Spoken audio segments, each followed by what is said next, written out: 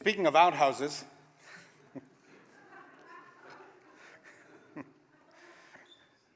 I descend from peasant stock. The slime holes that my relatives came from, they must have been a sight to be seen.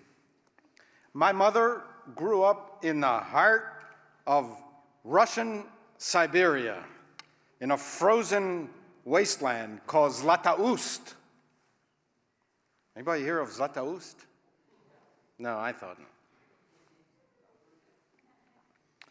A balmy day in winter was 10 degrees below zero. The five of them lived in a small one-room cabin. Stalinist Zlatoust was such a God-forsaken place that survival meant either finding mushrooms in the forest or somehow purchasing or bribing your way into morsels of food.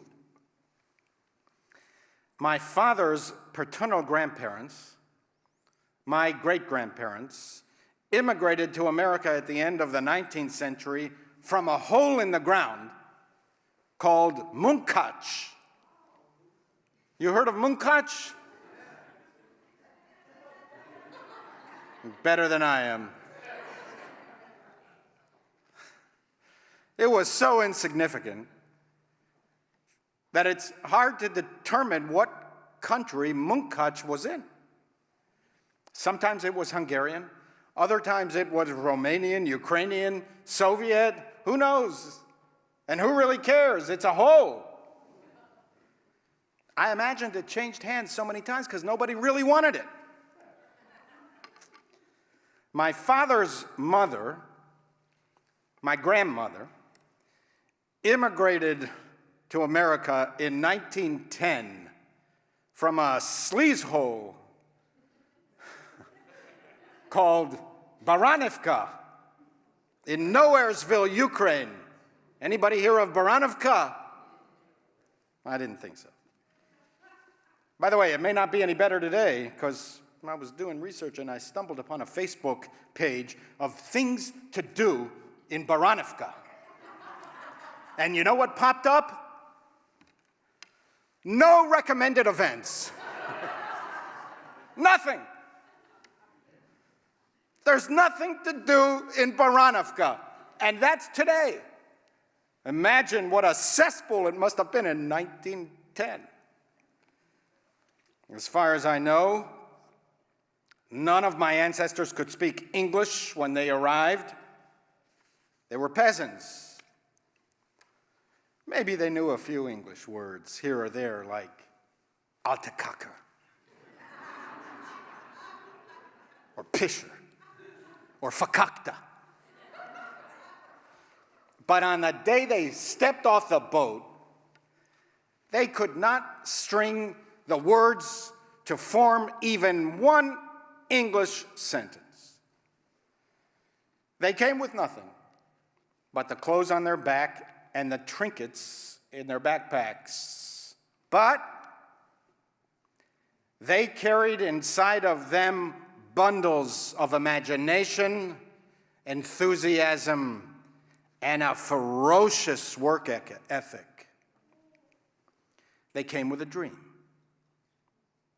They were dreamers.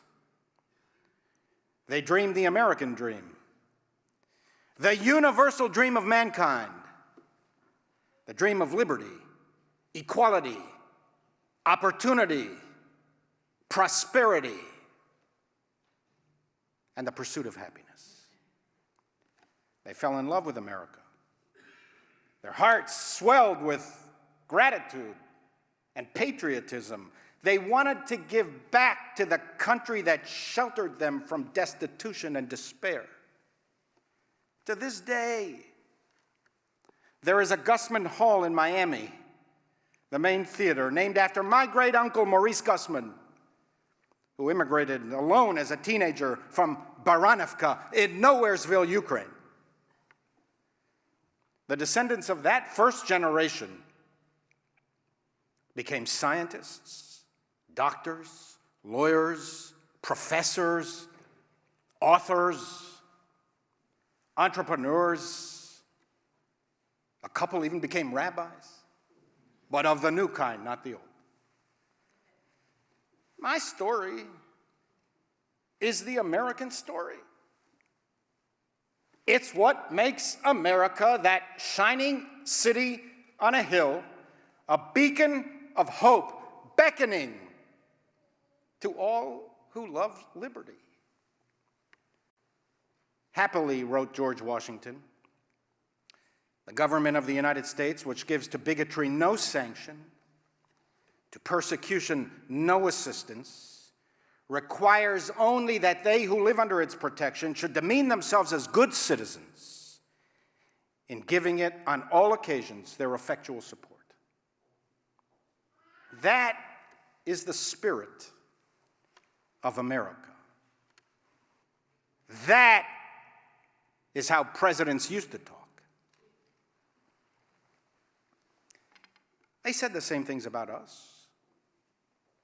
We're dirty, we're smelly, we're ignorant, we're illiterate, we're peasants, we're disloyal, we're criminals, we're primitive, we're tribal, we carry disease, we are parasitical, we are lazy. We will cost the country more in social services than what we will contribute. America firsters of that period considered Jewish immigrants alien, not America worthy. Where are all the blonde, blue-eyed Aryans, they cried. Why, for God's sakes, can't we admit more Norwegians? Why these people? Once they see our country, they'll never want to go back to live in their huts. They'll never assimilate. They'll take the jobs of Americans. You know what happened, right? Everyone knows what happened.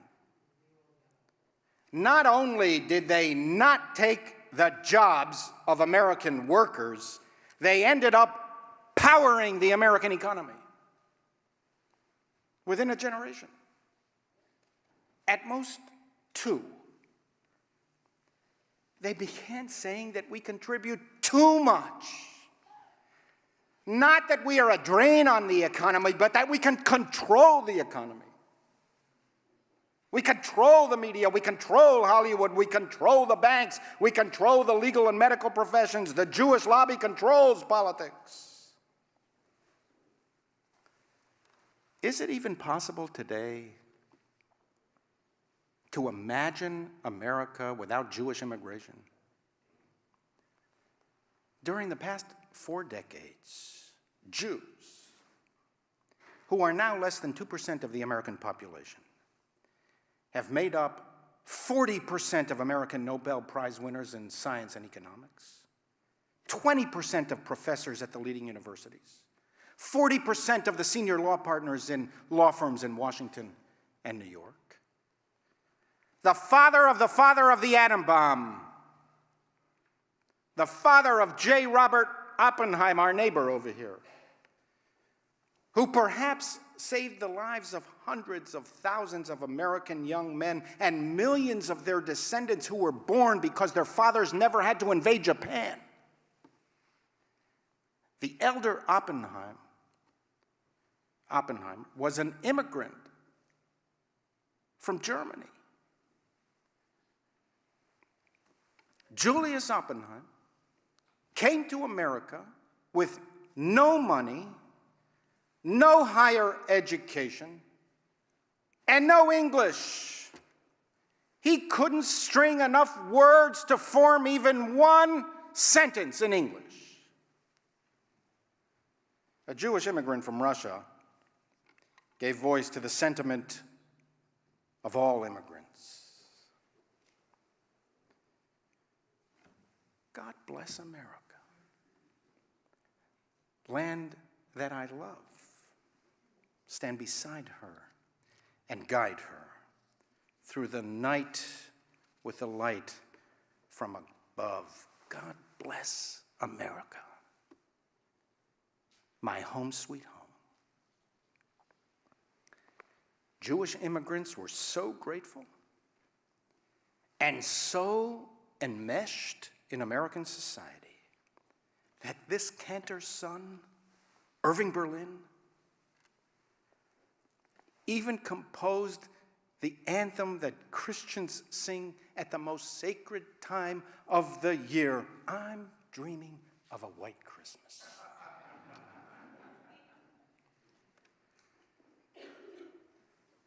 Immigrants built this country. Immigrants are America. America is immigrants. From the early 17th century onward, immigration never ceased. Most Americans who became affluent started unaffluent.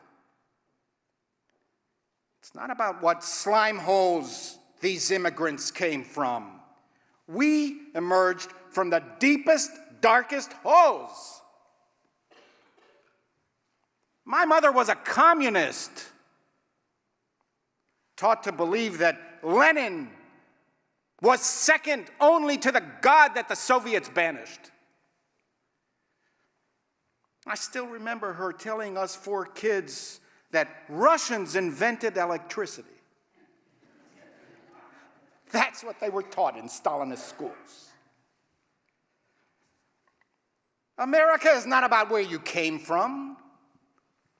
It's about where you want to go. America is not about the hut you lived in. It's about the heart that lives in you. How is it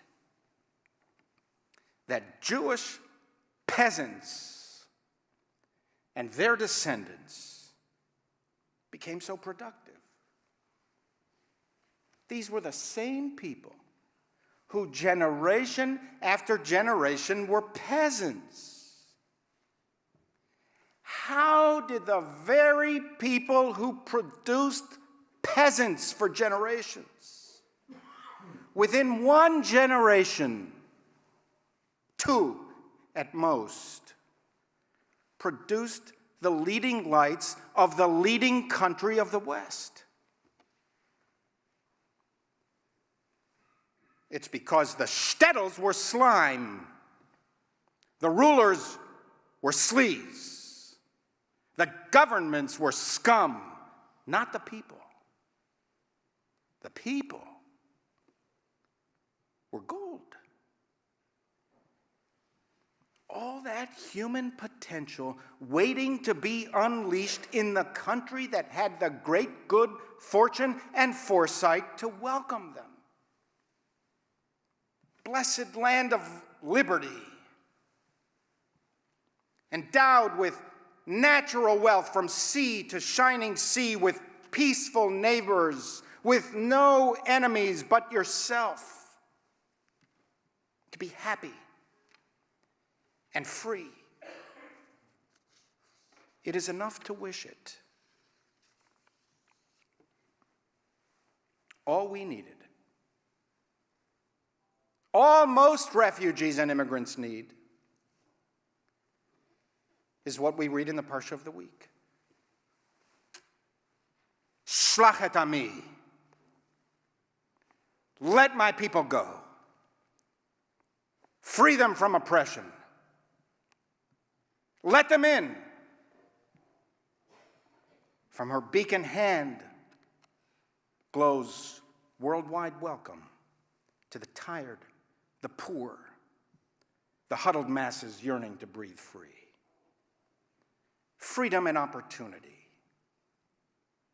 The American way.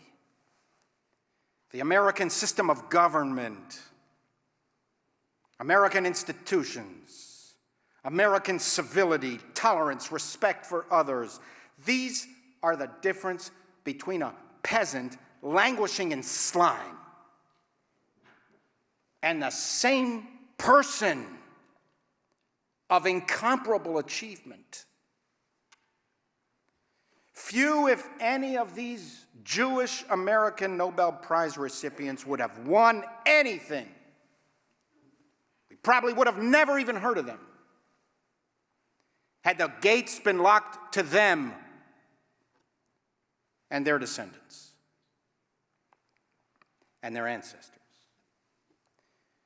We should not think too highly of ourselves. Had we not had American opportunity, we too might be languishing today in poverty and despair. Of course, every nation must control its borders. I support legal immigration. I do not support illegal immigration. I support secure borders. I do not support lax borders. A country that has lost control of its borders has lost control of its destiny. No country can allow unrestricted immigration. Just open the gates and anybody who wants to, come. And therefore, the immigration debate is legitimate, important, and necessary. To take one position or another does not ipso facto determine that you are a racist, a xenophobe, or an anarchist. We're too quick to label people in this country. But this vulgarity emanating from the highest echelons of the American government is not really about who the immigrants and refugees are. It is more about who we are. It's not about whether Haitians have AIDS. It's about our obligation to aid struggling people. We struggle too, you know, before they let us in. It's not about whether Africans live in huts. It's about whether we, Americans, live in hate. We lived in huts too, you know, before they let us in. It's not about whether he said hole or house. We've had crude politicians before. It's the sentiment of superiority, the disdain towards fellow human beings, the decline in standards, the normalization of the abnormal, the legitimization of some very fine racists. It's about the glorification of ignorance. Not knowing is one thing. Not knowing that you do not know and not caring is something entirely different. Ignorance and arrogance is a combustible combination that leads to catastrophe when married to power. It's about dividing people as a political strategy. Rich and poor, liberal and conservative, native-born and immigrants, black, brown and white, Judeo-Christians and Muslims, Mexicans and Norwegians, Hispanics and Scandinavians, America first, and everyone else. America firsters and America haters. It's about the persistent and consistent lies that over time undermine the pillars of democracy. The waves of fakery and untruth crash into the bedrock of our most cherished institutions and gradually wear them away, weakening their foundations and exposing them to corrosion. Truthfulness is the cement upon which liberty stands. Montaigne wrote, "The first stage in the corruption of morals is the banishment of truth.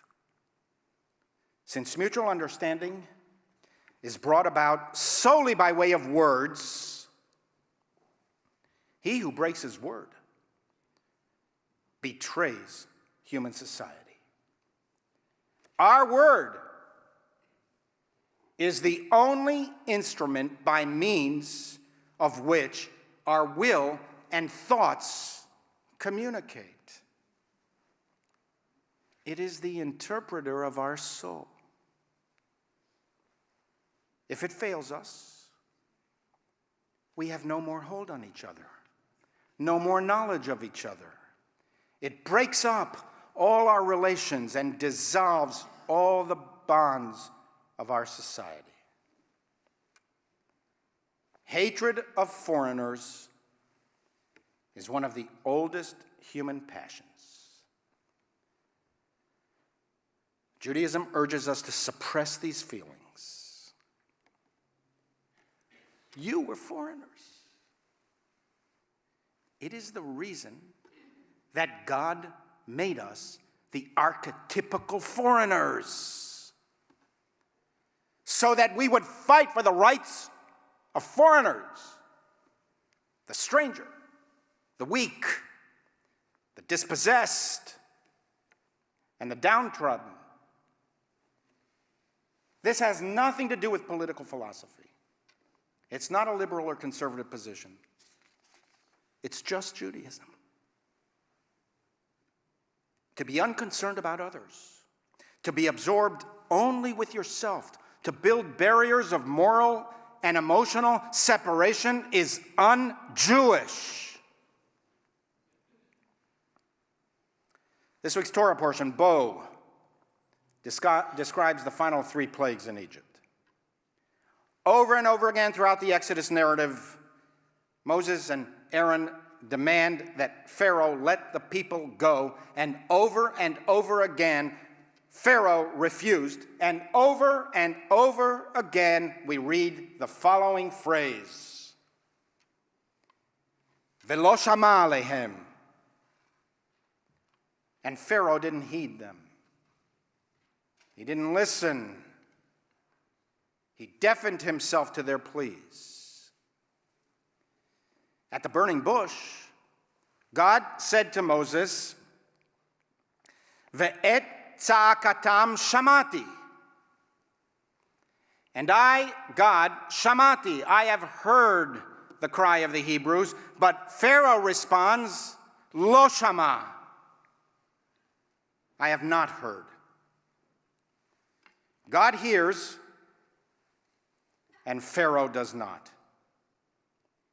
To hear the cries of the other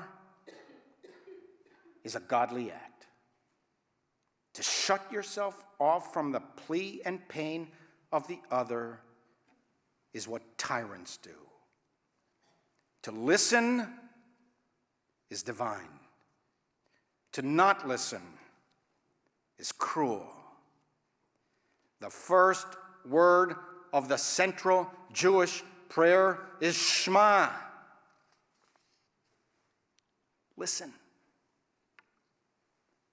The plagues occur immediately after Pharaoh's Lo Shama. The destruction resulted from Pharaoh's not hearing the other.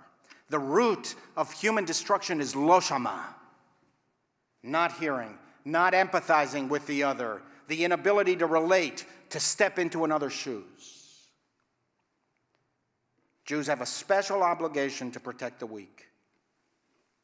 History has cast us into the role of perpetual wanderers, the wandering Jew. We are a refugee people. We know what it feels like. We are, or should be, especially sensitive to the well-off turning their backs on human suffering, unwilling to stare it in the face or only pretending to care. Do not forget where we came from. Do not forget we were slaves.